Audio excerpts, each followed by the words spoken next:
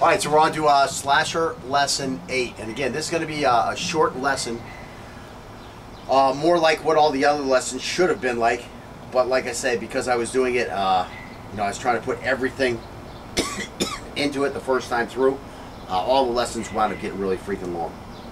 Whereas, we would have just kind of smoothed the surface of everything, and then the second time through, we would have gone into more detail. But we kind of, we just what's the thing? We just beat the, what do you call it? We beat the dead horse with a yeah, stick. we beat the dead horse with a stick on every freaking subject, just to the end.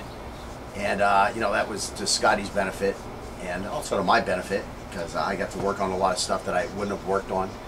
And I haven't had anybody get all the way through the course 4 times, except me and other people before me.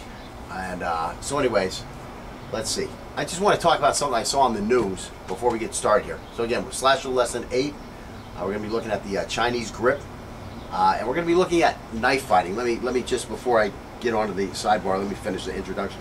So we're going to be looking at knife fighting more than we have in the whole course. Because in the whole course, basically what we've been doing, so we've been looking at self-defense situations, And believe me, a self-defense situation and pure knife fighting are hugely different things. Plan A would be, can you leave the area? Okay, that's plan A, can you leave the area? Now, either because your ego is too big, or because you weren't sure if he was really after you, or you just weren't aware at all. Now all of a sudden he's in front of you with a knife. Is B, okay? And this is where you need to get on this guy as soon as possible, and you need to dictate the action. That's B, okay? Now, C is where all of a sudden it's no longer a self-defense situation, okay? Now again, in that plan B, he may immediately attack you because he just wants to cut you up and take your wallet and your your wallet and your car, or he may threaten you and tell you to give him the stuff, or just make a demand, etc. And then the threat is that he has a knife in his hand. So that's the way plan B, or it's called plan B, works. But the other one is, all of a sudden, you don't attack him right away, and some jockeying starts. The dance of death starts. Now you're fighting. Okay, that's the big thing. Now you're fighting. You could have run away. I mean, if you're free to go around a whole circle and dance and whatever with this guy, and you're going to stay in the area, this has turned into a fight. And now this is where the legal problems start, because they're going to be like, well, you could have left the area.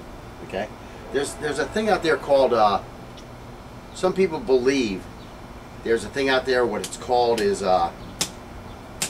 it's something with word. It's not assault with word, but it is fighting words.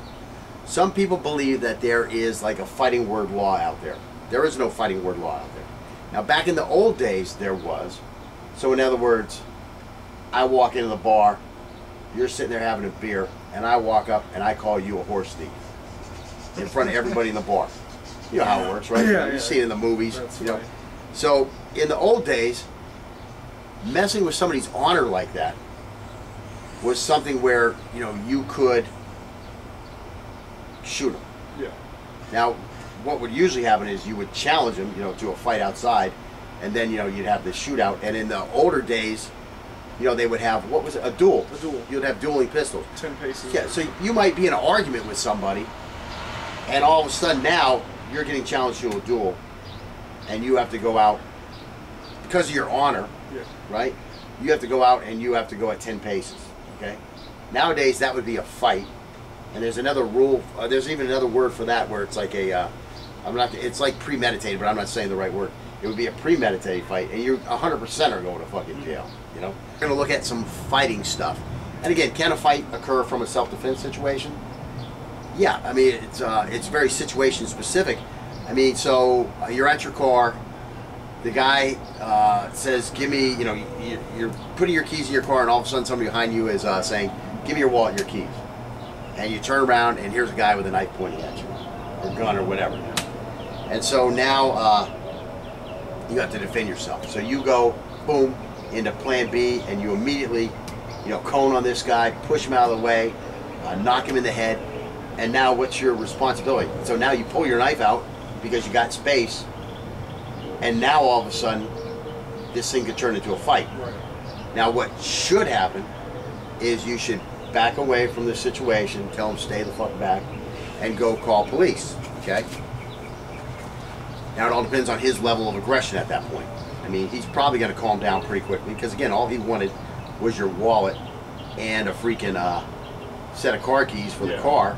Otherwise, he would walk around with 2 knives and throw you a knife and say, let's knife fight. If that's what he was looking for, you know what I'm saying? I mean, it sounds stupid, but I mean, that's not what he's out looking for. He wasn't looking for a knife fight. He didn't go around, oh, there's a guy with one of them clips hanging out of his pocket.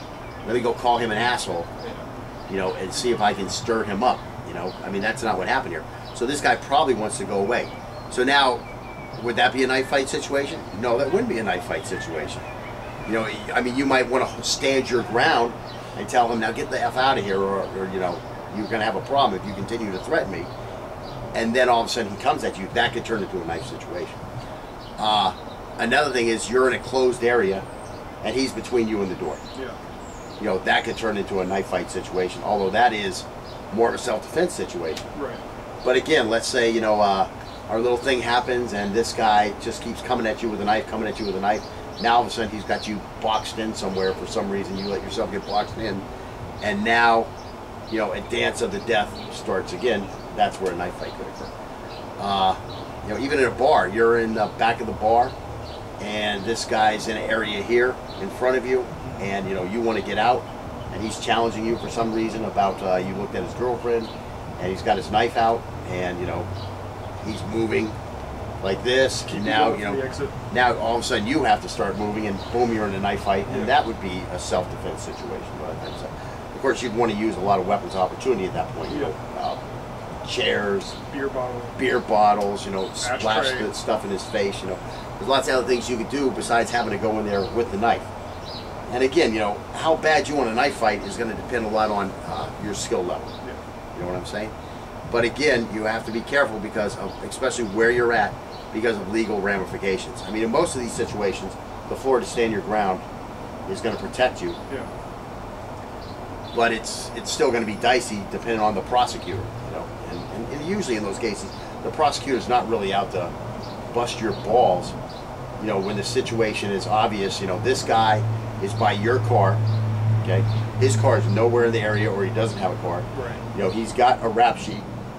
And why does he have a knife out by your car? Right. I mean, he didn't come walking over your car and then you pulled a knife on him, and then he said, why'd you pull a knife out of me, and pulled the knife, and it's just not likely that that's occurred. Now the problem is, if he lives, that may be the story that he wants to tell the prosecutor. So I mean, that's where knife fighting becomes a little important. Well, sir, obviously he's a liar. Yeah. Well, I mean, he invited me over his house, and that's why we were heading to his car. And then all of a sudden he turned psycho on me. I mean, that's the Navy SEAL. I mean, that's what these guys are going to say. That's what they're going to say. Which Navy SEAL? The Navy SEAL that got killed in his basement by the other guy. Oh no, it was the garage. The garage. The garage. Yeah. It's like, he invited me over, sir. That was I still don't know how that dude walked on that one. I really don't know how that dude walked. I don't know, anybody familiar with that story? What was it? Bradley Jorndell, I think, was the dead Navy SEAL. Can't remember the guy who shot him. But basically he's in his own house and he invites this guy over who's drunk, takes him home. Then he wants to go get a prostitute, and the drunk guy, all of a sudden he becomes the sensible one. And he's like, don't call that girl, don't call that girl. I mean, the guy was like separated from his wife or something, he's like, so now the drunk guy is the guy talking sense. And this other, I think the other dude was actually a SEAL Team 6 dude, but he was smaller than the other guy. Right.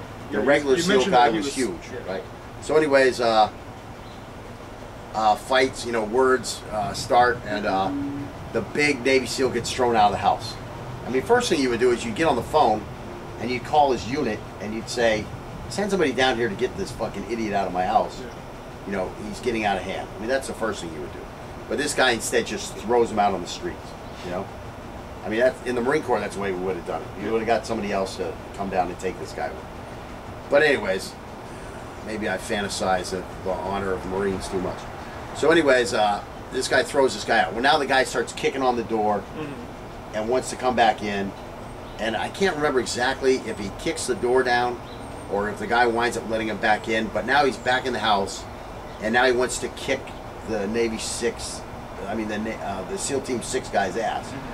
So as he got thrown out of his own house. No. Okay. No. That's the crazy part about it. He got thrown out of the other guy's house. Now the other guy has a gun, and as this pushing and shoving and stuff is going on, this guy's in a retreat mode, and he retreats himself in his own house where he should know where everything's at. He retreats himself into a boxed-in area where he has no more room for retreat. He retreats himself into the garage, and all of a sudden he has no way to retreat, and he shoots this guy 1 or 2 times, and it winds up hitting I can't remember, one of the arteries down here in the below the stomach, and the guy bleeds out. I mean, wouldn't you retreat yourself like out the front door, you know, out the back door? Yeah. Anyways, as a experienced warrior, you know, I don't buy this guy's claims. You know, it's like he almost set the guy up at one point. Yeah. But of course, you know, I could be 100% wrong. Maybe the stress of having a big guy come at him, his training didn't prepare him for that. Right. Doesn't sound likely. Who's the other guy? Who's the other guy whose training didn't properly prepare him for the situation? What was this guy? McNichols. I don't remember. He was a Navy SEAL, former SEAL Team 6 guy who got stabbed by a little Mexican guy down on a border town somewhere, Arizona, New Mexico, not Texas or Oklahoma. But anyways, he got stabbed by some 22-year-old guy who was saying something about his sister. So anyways, we talked about him already. Yeah. McMichaels? I cannot remember his name. Anyways, so let's talk about a new story that was in the news. Yeah. And this is this kind of hashes up everything. All right, so this story goes on Sunday afternoon, Burke, 48, along with his wife Laura and 3 children, decided to go bird watching along the Alaska Kazaloff River beach. The sun was out, skies were clear, 30-degree Alaskan air, so they had a lot of clothes on. It's 30 degrees outside. So the mom and dad were like environmentalists, so they're out looking for something like a bird, and through their telescopes they noticed something bigger than a bird, and they say, oh my goodness gracious, there's a bear down there. Let's stay up here on this big dune, stay away from that bear. So they're not too worried, you know, they see bears, it's bear country, right? So meanwhile the bear disappears, and the guy figures, well, it's going to eat something somewhere, right? So they're walking around. So then a couple minutes later, all of a sudden they hear their 11-year-old daughter screaming, the bear is coming, it's coming towards us. So everybody, you know, they're from bear country, they know what you're supposed to do. You try to make a bigger, more noise than the bear, and it scares the bear off, right? There's 5 of them, right? So they're making their noise. This bear just keeps running out, keeps running out, keeps running out. So then the guy tells his wife and kids to get behind him. Now they have a 7-month-old baby with them on the wife's back. So this is, you know, this is like a worst-case scenario. I mean, I wouldn't go out in bear country without a rifle personally, but I'm not an environmentalist, you know. A tree hugging. What else do they do besides hug trees? PETA members. You know. So anyways,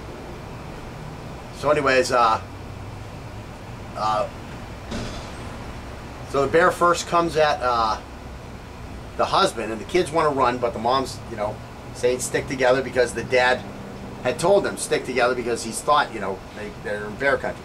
So he grabs the first thing he can see, which is the tripod to his scope, and the tripod, and he swings it at the bear and trying to keep it away by swatting at it. So he's hit it several times and it's working, but then all of a sudden the bear hits the tripod, and knocks it out of the guy's hands. So now it's just the guy between his family and the bear. So now we're going back to what I was talking about. You know, that shit that saved us for, 100 million years or whatever, for the time of cavemen, for millions of years, that's what this guy is in. He's in that primal. I bet you he ain't in no high freaking, he's probably not in a, what do I want to say? He's probably not in a isosceles stance. You know what I'm saying? He ain't standing tall in an isosceles stance. He's down low, and he's got his hands in front of him, and he's probably foaming at the mouth and screaming, and it's him and the bear right now. So he starts making physical contact with the bear. Says all I could do was put my left arm up. Then its mouth clamped down on my forearm. So I remember hitting it in the face with my right arm. So the bear is now chomping on his left arm, and he's smacking it with his right arm. So they say after several minutes of scuffling, which I don't believe at all, several minutes, No way. this guy's going to be dead. He's going to have broken bones, and the bear is going to be the winner at that point. But instead, it says after several minutes of scuffling, the bear gave up and ran away, and Burke managed to walk away with minor bruises and scratches. The guy says, I definitely felt a crushing sensation when it clamped down on my arm. Fortunately, because I had heavy layers of clothing on, I'm basically just really bruised up. Once the bear had left, they called the state troopers, and there had been some other stuff about some bear in the area acting erratically, and they shoot the bear. Which this guy could have done in the beginning if he'd had something like a freaking A rifle or a big, 44 Magnum, something like that. And also that big boom is going to kind of take that bear off guard. Yeah. And when he starts feeling that sting of this stuff going into him, he's going to have more problems. So anyways, they're saying this guy was very lucky. I'm sure it was terrifying compared to other bear maulings. He's really lucky. So then the Burke family, while Burke and his family are still shocked from the encounter, they believe their calm, collected reaction was what saved them. Their calm, collected reaction is what saved them. We weren't terrified only because we always knew it's a reality when you live up here. We knew this day may come one day. Mentally, we were prepared for that. That's the big thing. This is mindset. That's mindset. So he's thinking one day the bear's going to attack. He's probably thought about what weapons of opportunity am I going to use when the bear attacks? What am I going to do with my family? Where's the safe spot so I can protect my family when this bear attacks? So that's why we go through different scenarios and we look at different stuff. Because if you're thinking about what do I do, what do I do, what do I do, you can't get into your action plan of doing. Right. And that's what this guy was able to do. Here comes the bear. Everybody get behind me. The bear is getting closer. Let me get a weapon. The bear is here. Let me start smashing the bear with the weapon. Nobody run. Let me start smashing the bear. Now that shit gets out of the way, and now it just goes freaking primal at that point. But he was able to get there in good standing because he had thought everything through. Yeah. I mean, most people are going to be up there. Here comes a bear, and everybody's going to fucking scatter and start running. And right there, the bear has thinned the herd, and he's going to go after that weakest one there. And mama with the 7-month-old baby is probably going to be the slowest moving one. Right. Otherwise, it's going to be the 8-year-old. So it's just not going to be good. So again, because he had a plan, they were able to survive this thing. Travesty. Like the story, you hear the story about the 5-year-old who shot his 2-year-old sister? I mean, that's travesty. And that's stupid is as stupid does. Right. You know what I'm saying? I mean, yes, it's a little gun. Yes, it's colored and it looks like a toy. But it's not a effing toy, okay? You don't leave the gun out where a kid can get to it if it's loaded or unloaded. And what's the #1 rule of gun safety? Keep it. It's always loaded. Oh, yeah. The gun is always loaded. So, I mean, so then that's the first reason why you can't leave it there. It's a loaded gun. I can't leave it around a kid. Right. First rule of safety right there. I mean, and then, of course, what happened? The gun wasn't unloaded. So a little kid grabs the gun. He's playing with, oh, I'm going to shoot you, sissy. Boom. And there the .22 goes in the head. Wherever it hit, baby bleeds out, dies, whatever. I mean, just ignorance, you It know. doesn't really matter where it hits a baby. You Yeah, know? probably not. I mean, I Babies imagine are- there's lots of good shots. I mean, if my baby has to get shot, I want her to get shot like in her fat little thigh. Yeah, but still, there's a big Yeah. artery there, and Yeah, well, we'll miss that one. it's a baby. Yeah. My I mean, point it's just is- a 22. It's a 22. My so point is, it's a baby, and it's going to Yeah. be traumatic for the baby. it's going to be, yeah, it's definitely going to cause a bad wound for the baby. I'll agree with you.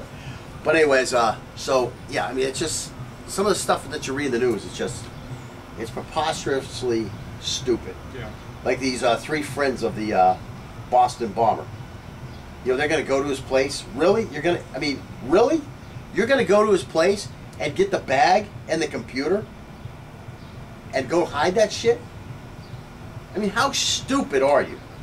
How stupid are you? They've already been caught.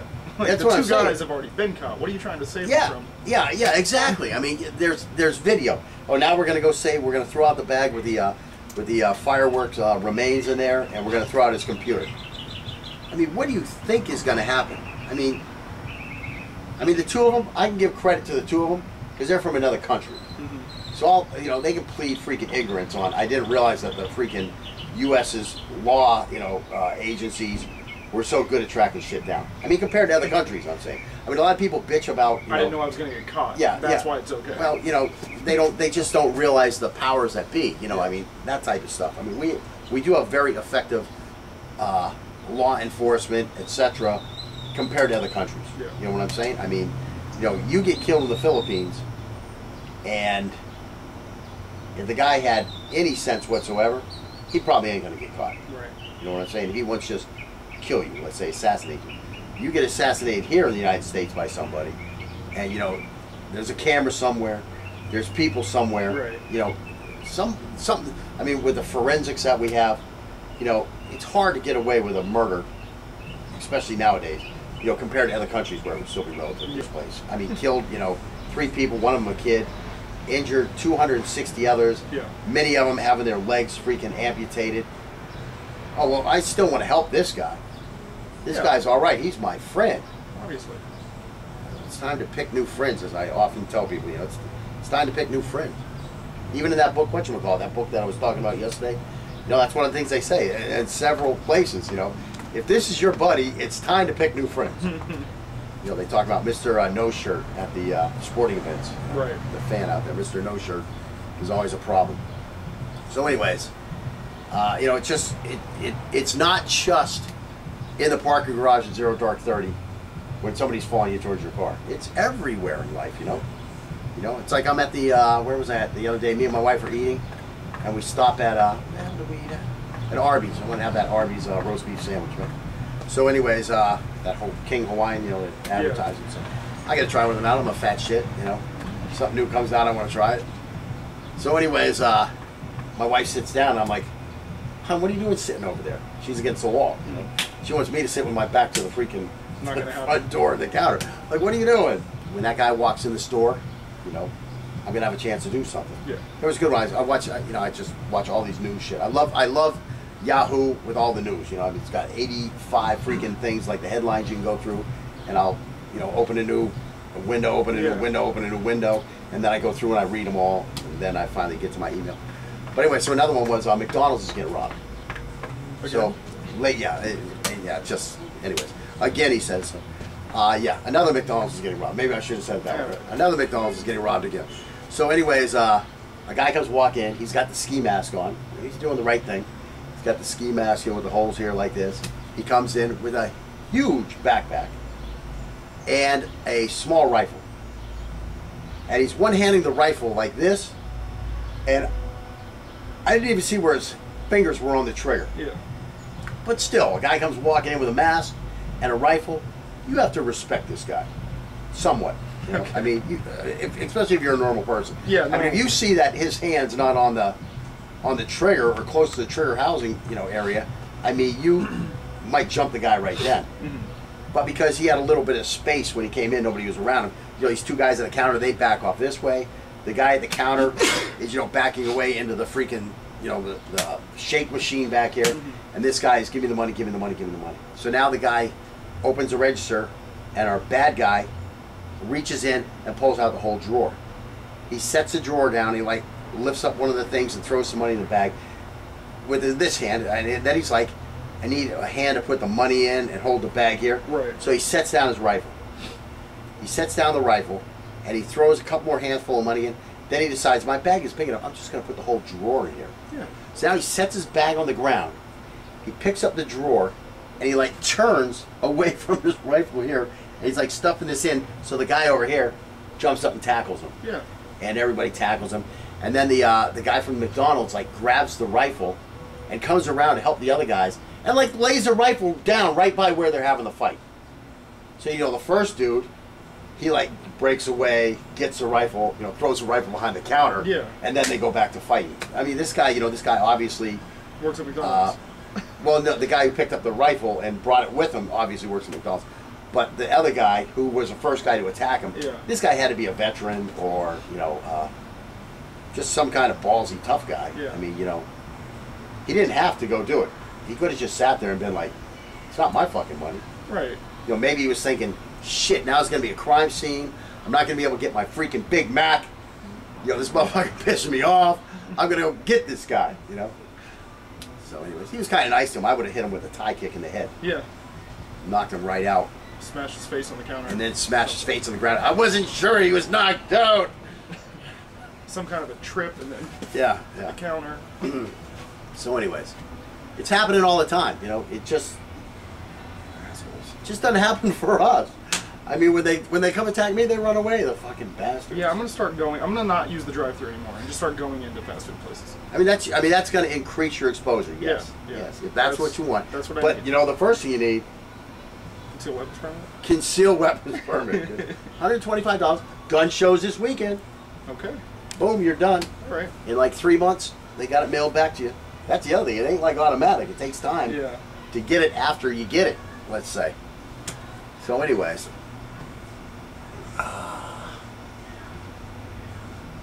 Okay, let's get back to the lesson.